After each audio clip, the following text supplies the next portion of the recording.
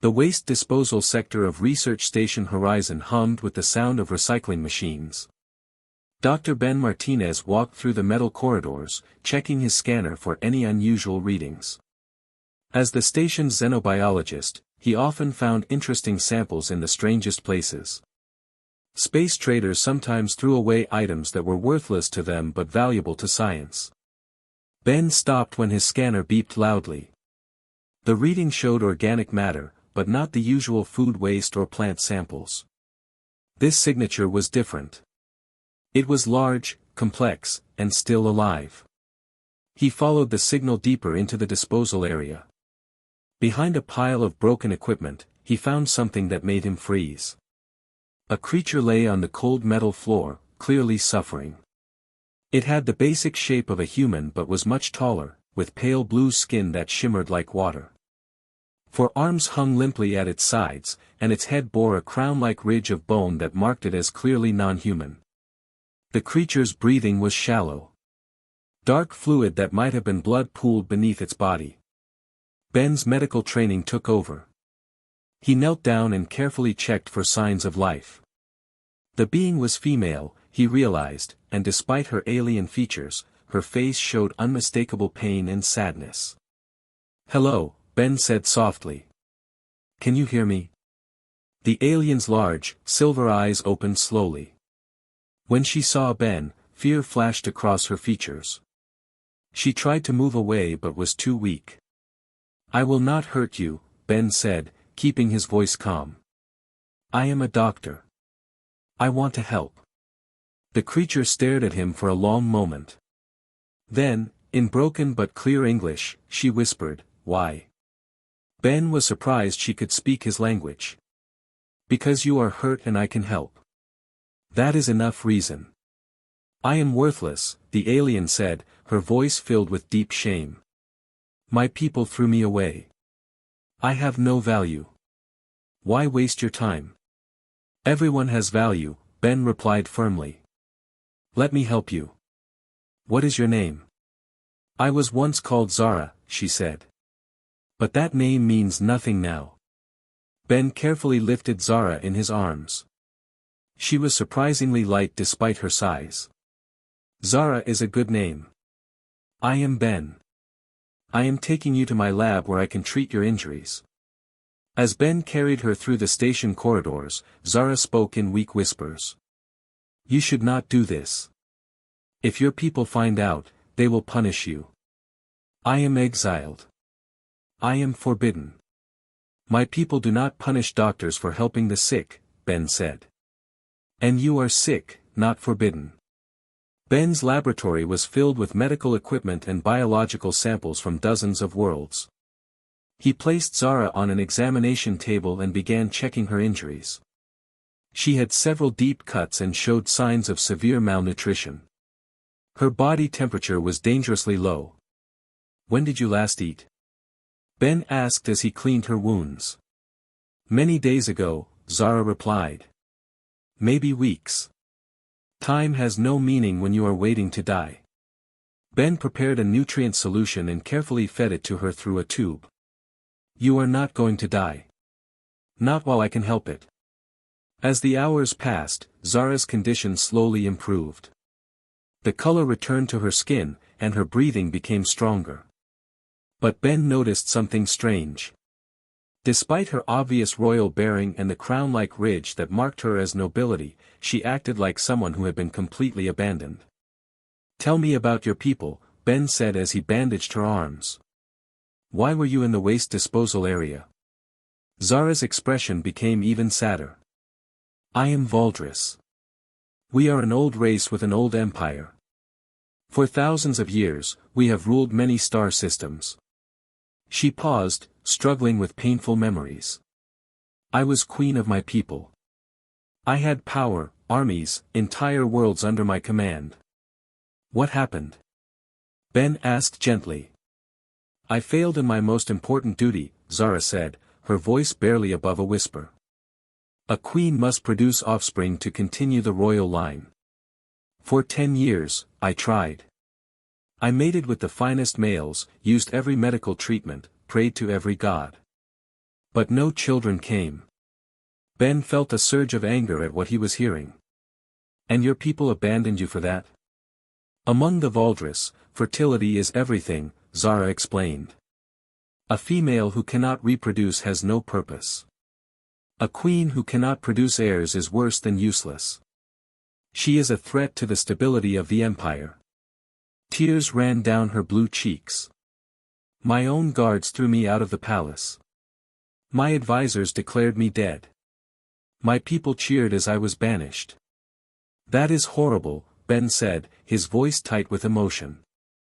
How can any society treat someone so cruelly? Zara looked at him with confusion. It is not cruel. It is logical. Resources should not be wasted on defective individuals. I understand their decision.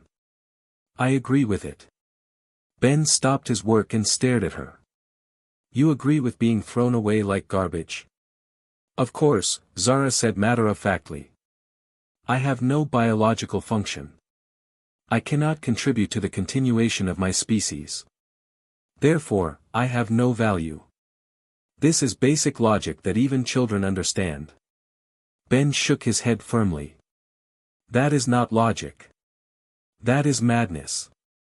You are intelligent, you can think and feel, you have knowledge and experience.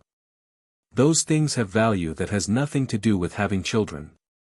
Zara looked at him as if he had said something completely impossible. But without children, what is the point of intelligence? What good is knowledge if it dies with you? Among my people, even the lowest servant who can breed is worth more than the wisest scholar who cannot. Your people are wrong, Ben said simply. The statement shocked Zara into silence. In her entire life, no one had ever suggested that Valdres culture might be incorrect about anything. The idea was so foreign to her that she could not even process it properly. Ben continued his medical care, but he also began talking to Zara about human society. He told her about human scientists who never had children but made discoveries that helped millions. He spoke of artists who created beautiful works that inspired people for generations. He mentioned leaders who devoted their lives to serving others instead of raising families. These people were treasured by my species, Ben explained. We honored them, built statues of them, remembered their names long after they died. Not because they had children, but because of what they gave to the world through their talents and choices. Zara listened with growing amazement.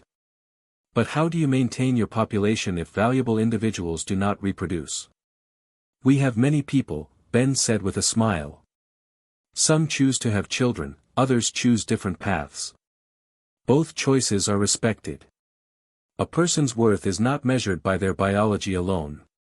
This seems very inefficient, Zara said, though she sounded less certain than before. Maybe, Ben admitted. But it means we do not throw away brilliant minds just because their bodies work differently. We do not abandon people who could still contribute in other ways. As night fell on the station, Ben made Zara comfortable on a medical bed. He brought her food, water, and warm blankets. No one had shown her such basic kindness in months. Why are you doing this? Zara asked as Ben prepared to leave for the night. I have nothing to offer you. I cannot even offer you children, which seems to be what your species values in females. Ben turned back to her with a serious expression.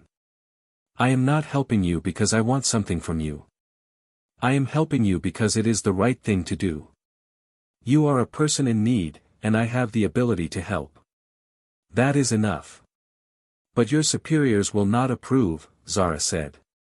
When they discover me, you will face punishment. You are risking your position, maybe your freedom, for someone who gives you nothing in return. This makes no sense. Ben smiled. Welcome to humanity, Zara. We often do things that make no sense to other species. Sometimes the most important things we do are the ones that seem illogical. As Ben left the lab, Zara lay in the darkness thinking about his words. For her entire life, she had believed that value came only from biological function. The strong survived, the fertile reproduced, the useful were kept, and the worthless were discarded. It was the natural order of things. But this human had saved her for no logical reason. He had risked his own position to help someone his society had never met. He spoke of honoring people for their minds and hearts rather than their bodies. It was the most alien concept she had ever encountered. For the first time since her exile, Zara felt something other than shame and despair. She felt curiosity. If Ben was right, if there were other ways to measure worth, then maybe her life was not over. Maybe she could find a new purpose in this strange place among these impossible humans.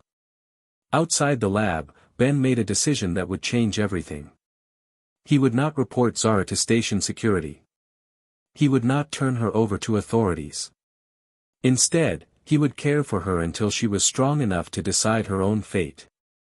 It was a choice that went against protocol, but it felt right. Ben had no idea that his simple act of compassion would soon become the foundation of an alliance between species. He only knew that he had found someone who needed help, and he had the power to give it. For humans, sometimes that was reason enough to change the course of history. 3 weeks passed since Ben found Zara in the waste disposal sector. During this time, she had grown stronger each day. Her wounds healed, her skin regained its natural shimmer, and her 4 arms moved with the grace of someone born to command. But the most dramatic change was in her eyes. The hopeless despair was slowly being replaced by something Ben had not expected to see, curiosity. Every day, Ben brought Zara food and checked her health. But more importantly, he brought her books, videos, and stories about human civilization. Zara absorbed this information with the hunger of someone who had been starved of new ideas. "Your species is very strange," Zara said one morning as Ben brought her breakfast. "According to this history book, you had a scientist named Darwin who never became a leader, yet you remember him centuries later. Why?" Ben smiled as he set down the tray of food. "Because his ideas changed how we understand life itself. His children, if he had any, are forgotten. But his thoughts live on in every biology classroom." Zara picked up an apple and examined it carefully. On her home world, food was distributed based on social rank and reproductive potential. The idea that Ben simply brought her meals because she was hungry still puzzled her. "I have been thinking about what you said," Zara continued. "About people having value beyond their biology. I am trying to understand, but it is difficult. For thousands of years, my people have survived by following one simple rule: the strong and fertile live, the weak and barren die. It has made us powerful. Has it made you happy?" Ben asked. The question caught Zara off guard. Happy? What does happiness have to do with survival? Ben sat down across from her. "Everything, I think. What good is surviving if you cannot enjoy life? What is the point of power if it makes people miserable?" Zara considered this while eating her breakfast. The fruit was sweet, much better than the nutrition paste she had eaten as queen. "As ruler of my people, I had great power. I commanded fleets of starships. I controlled the resources of entire planets. But I cannot remember being truly happy, even before my exile." "Power without compassion often leads to emptiness," Ben said. "Humans learned this lesson many times throughout our history. Our greatest leaders were not those who conquered the most territory, but those who made life better for their people." "Show me," Zara said. Ben brought up holographic displays showing human history. He showed Zara images of leaders, scientists, artists, and ordinary people who had made extraordinary contributions. Each story amazed her more than the last. "This woman," Ben said, pointing to a historical figure, "never had children.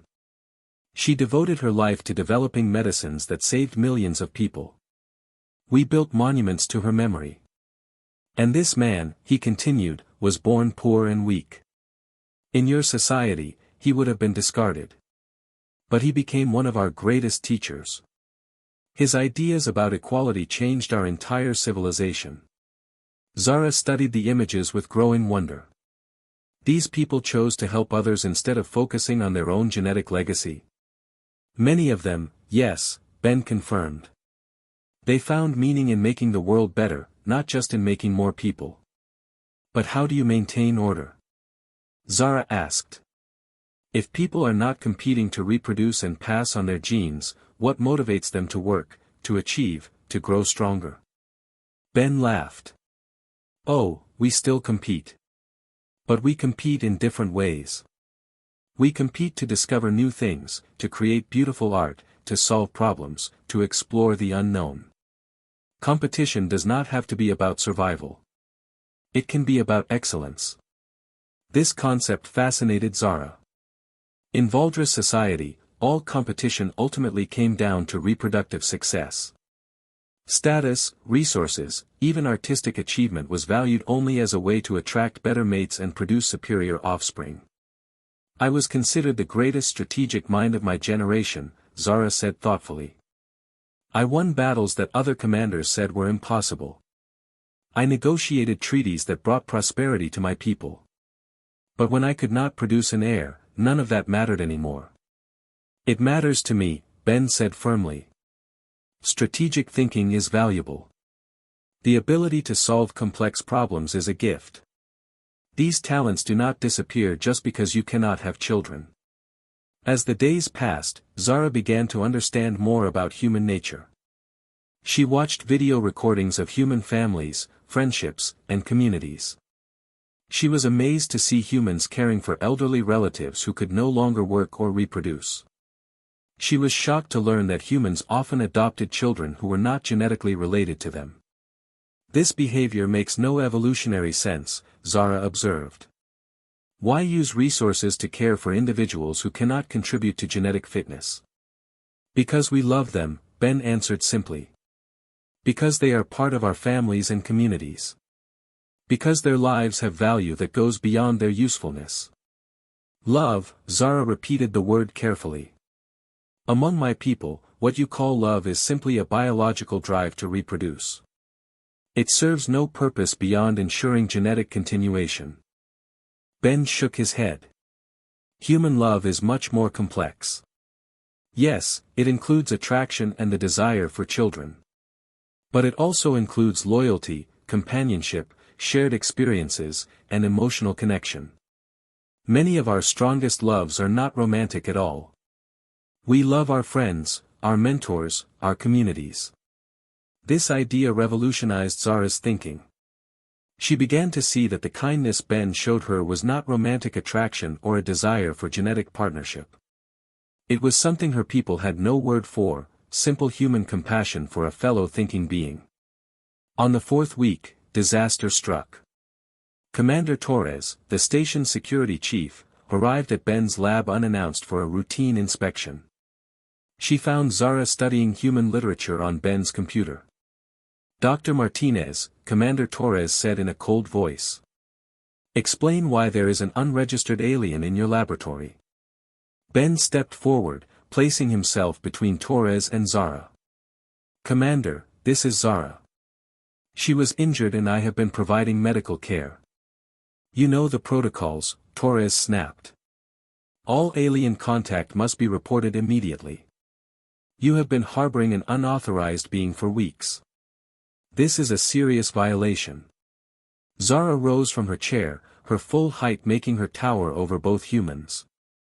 Despite her fear, she spoke with the dignity of someone who had once ruled an empire. Commander Torres, Dr. Martinez saved my life. If you must punish someone, punish me. He was only following his medical oath to help those in need. Torres stared at Zara with suspicion. What species are you? What are you doing in our space? I am Valdres, Zara answered honestly. I was exiled from my people and left to die. Dr. Martinez found me and chose to show mercy. Valdres, Torres repeated, her expression growing more serious. We have heard of your empire. You control much of the outer spiral. Why would they exile someone of obvious importance? Zara's shame returned as she prepared to admit her failure. I was queen of my people. But I could not fulfill my biological function. I could not produce offspring. Therefore, I was deemed worthless and cast out. Commander Torres looked shocked. They exiled you because you could not have children. It is the logical thing to do, Zara said quietly. Resources should not be wasted on defective individuals. That is the most illogical thing I have ever heard, Torres replied firmly. Dr. Martinez, you will face disciplinary action for violating protocols. But given the circumstances, I understand why you acted as you did. Ben felt relief that he would not face criminal charges, but he was still worried about Zara's fate. What will happen to her? She will be transferred to the diplomatic section, Torres said.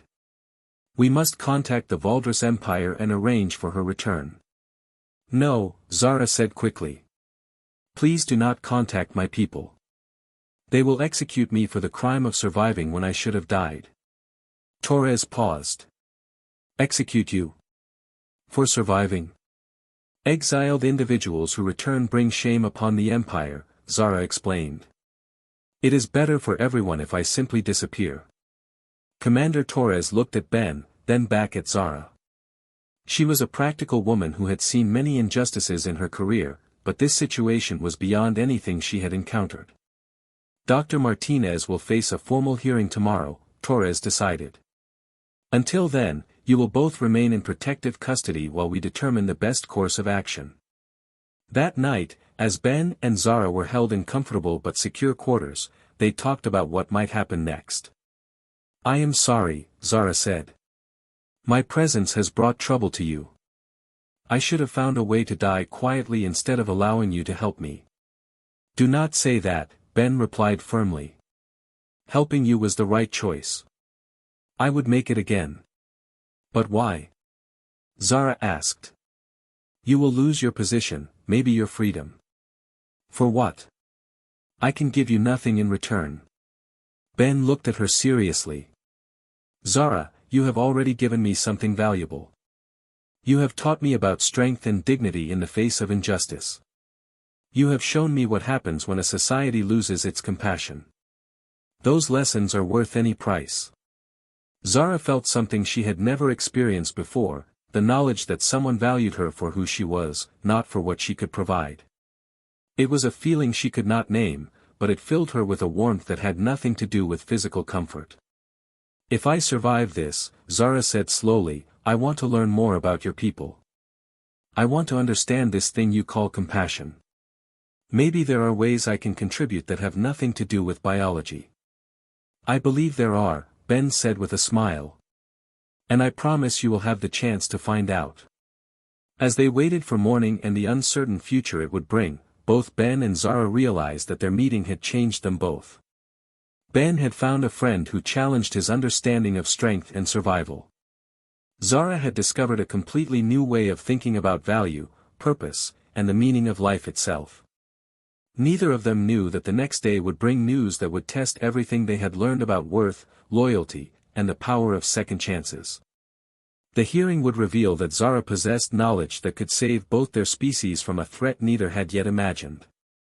The hearing room buzzed with tension as Ben faced the disciplinary board. Commander Torres sat at the center table with 3 other senior officers. Behind Ben, in the observation area, Zara waited quietly. Her tall frame and blue skin drew curious stares from everyone present. Dr. Martinez, began Admiral Chen, the station commander. You stand accused of violating first contact protocols by harboring an unregistered alien for 28 days. How do you plead? Ben stood straight. Guilty, sir. I found Zara injured and provided medical care. I do not regret my actions. The protocols exist for good reasons, Admiral Chen continued. Unauthorized contact can lead to diplomatic disasters, security breaches, or biological contamination. Your actions, however well-intentioned, put this entire station at risk. With respect, sir, Ben replied, the protocols also require us to provide emergency medical aid to any being in distress. I followed my oath as a doctor. Murmurs rippled through the room. The conflict between medical duty and security protocols was not easily resolved. Admiral Chen turned to Zara. You claim to be exiled royalty from the Valdres Empire. Can you prove this?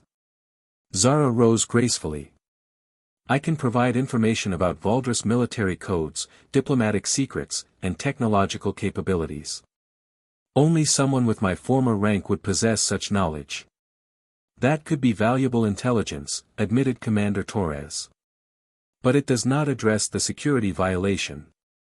Before anyone could respond, alarms began blaring throughout the station. Emergency lights flashed red as the communication system crackled to life. All personnel to battle stations, came the urgent announcement. Multiple alien vessels approaching. They are transmitting demands for immediate surrender. Through the viewport, everyone could see them, 7 massive Valdris warships arranged in an attack formation. Each ship was 3 times larger than Research Station Horizon, bristling with weapons that could destroy the station in minutes. Admiral Chen activated the communication system. A holographic image appeared showing a Valdris male with elaborate ceremonial armor and the same crown-like ridge that marked Zara as nobility. I am Prince Kale of the Valdris Empire, the alien announced in perfect English. We have tracked the exile Zara to this station. Surrender her immediately, and you will be allowed to live. Admiral Chen stepped forward. I am Admiral Chen, commander of this station. We are a peaceful research facility. What authority do you claim in human space? Prince Kale's expression showed cold arrogance. Zara is a criminal who stole royal knowledge when she was exiled. She must face execution for her crimes. You have 1 hour to comply. The communication ended, leaving the hearing room in stunned silence. Ben looked at Zara, who had gone pale at the mention of execution. Is this true? Admiral Chen demanded. Did you steal information? Zara shook her head firmly. I took no physical items when I was exiled. The only thing I carry is knowledge stored in my memory. Knowledge that I gained legitimately during my reign. What kind of knowledge? Commander Torres asked. Zara hesitated, then made a decision that would change everything. Information about a cosmic threat that my people chose to ignore. A threat that will destroy both human and Valdris worlds if it is not stopped.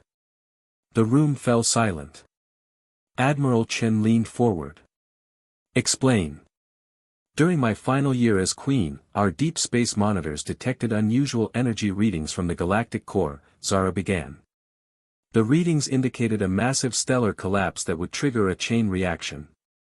This reaction would create a wave of deadly radiation traveling at near light speed. Ben felt his blood run cold. A gamma ray burst. Your term is accurate, Zara confirmed. According to my calculations, the wave will reach this sector within 6 months. It will sterilize every planet in its path, killing all organic life. Why did your people ignore this information? Admiral Chen asked. Zara's voice filled with bitter anger.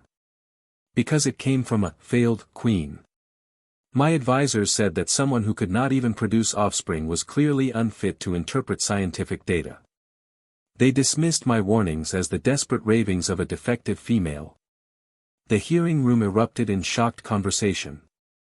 The implications were staggering, an extinction-level threat that only Zara had taken seriously. Can this wave be stopped? Ben asked. Yes, Zara said. But it requires precise coordination between multiple species. The technology exists, but it needs to be deployed across several star systems simultaneously. I spent months developing the solution before my exile. Admiral Chen activated the communication system again. Prince Kale, we need to discuss terms. The Valdris prince reappeared, his impatience obvious. There are no terms. Surrender the criminal or face destruction. The criminal you seek has information that could save both our species from extinction, Admiral Chen said calmly. Perhaps we should talk. Prince Kale laughed harshly. Information from Zara? She is worthless, incapable of useful thought. Her mind is as broken as her body. In the hearing room, Zara flinched at these words. Despite everything Ben had taught her, the cruel dismissal of her people still had power to hurt. Ben stood up abruptly. Admiral, request permission to speak to Prince Kale. Granted. Ben stepped in front of the communication device. Prince Kale, I am Dr. Ben Martinez. I have spent weeks studying Zara's knowledge and abilities. Your people made a serious error when they exiled her. A human defends the exile? Prince Kale sneered. How amusing. What could you possibly understand about Voldra's superiority? I understand that you just flew 7 warships across space to capture one supposedly worthless individual, Ben replied calmly. That suggests she has value that you do not want to admit. Prince Kale's expression darkened. She has stolen royal secrets. That is the only reason she matters. Then let me tell you a secret of my own, Ben said. While you were building warships and preparing for her execution, Zara was working with human scientists to save both our species. The gamma ray burst she warned you about is real, and it is coming. For the first time, Prince Kale looked uncertain. Impossible. Our scientists found no evidence of such a threat. Because your scientists did not look, Zara said, stepping forward to face the screen. Because they were told not to believe anything I said. Because your pride was more important than scientific truth. Ben activated a holographic display showing the data Zara had shared with human scientists. The evidence was overwhelming: energy readings, stellar observations, and mathematical projections all pointing to the same terrible conclusion. This data has been confirmed by our independent observations, Admiral Chen added. The threat is real. Prince Kale studied the information with growing alarm. Despite his arrogance, he was intelligent enough to understand what he was seeing. Even if this is true, he said finally, it changes nothing. Zara is still a criminal who must face justice. Your justice demands the execution of the only person who can save your empire, Ben said. Is that logical? The question hung in the air. Around the Valdris fleet, smaller ships began arriving, human vessels responding to the station's distress call. The situation was rapidly becoming a standoff that could trigger a war between species. Admiral Chen made a command decision. Prince Kale, I propose a temporary ceasefire. Let our scientists work together to verify this threat. If Zara's information proves valuable, we can discuss new terms. And if she is lying? Prince Kale demanded. Then you can have her, Admiral Chen replied. But if she is telling the truth, and you execute the being who can save your people, how will history judge your decision? The communication went silent as Prince Kale consulted with his advisors. During the wait, Ben turned to Zara. Are you certain about your calculations? He asked quietly. Completely certain, Zara replied. I have checked them thousands of times. The wave is coming, whether my people believe it or not. Then we will stop it, Ben said with quiet confidence. With or without their help. Prince Kale returned to the screen with a reluctant expression. We agree to a temporary ceasefire. But Zara remains a wanted criminal. If her information proves false, she will face immediate execution. Understood, Admiral Chen replied. We will begin joint scientific analysis immediately.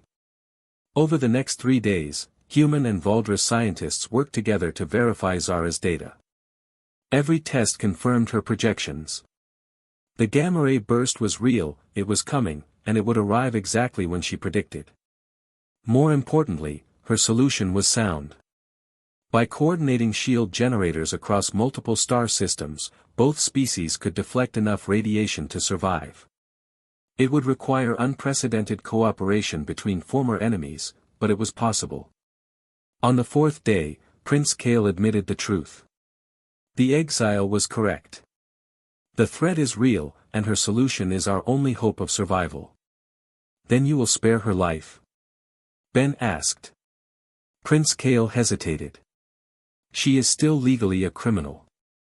But perhaps her punishment could be reduced to permanent exile instead of execution. That is generous, Admiral Chen said diplomatically. But Zara surprised everyone with her response. I decline your offer of mercy, Prince Kale. The screen flickered with Prince Kale's shock. You decline. You would choose death over life. I choose to remain here, among humans, Zara said firmly. I have found a people who value knowledge over fertility, wisdom over biology. I have found a place where my mind is considered a treasure, not a burden. Ben felt a surge of pride and affection for his alien friend. In just a few weeks, she had learned to value herself as humans valued her. Prince Kale's expression showed bewilderment and anger. You would abandon your own species for these aliens? My species abandoned me first, Zara replied calmly. These aliens saved my life and showed me respect when my own people showed me only cruelty. The choice is easy. Then you will be declared permanently dead to our empire, Prince Kale said harshly. Your name will be erased from all records. Good, Zara said with a smile. I prefer to build a new life rather than cling to an old one that brought only pain. As the Valdris fleet prepared to leave, Prince Kale made one final offer. The Empire needs your knowledge to implement the defense plan. Return with us, and you will be restored to honor. You could be queen again.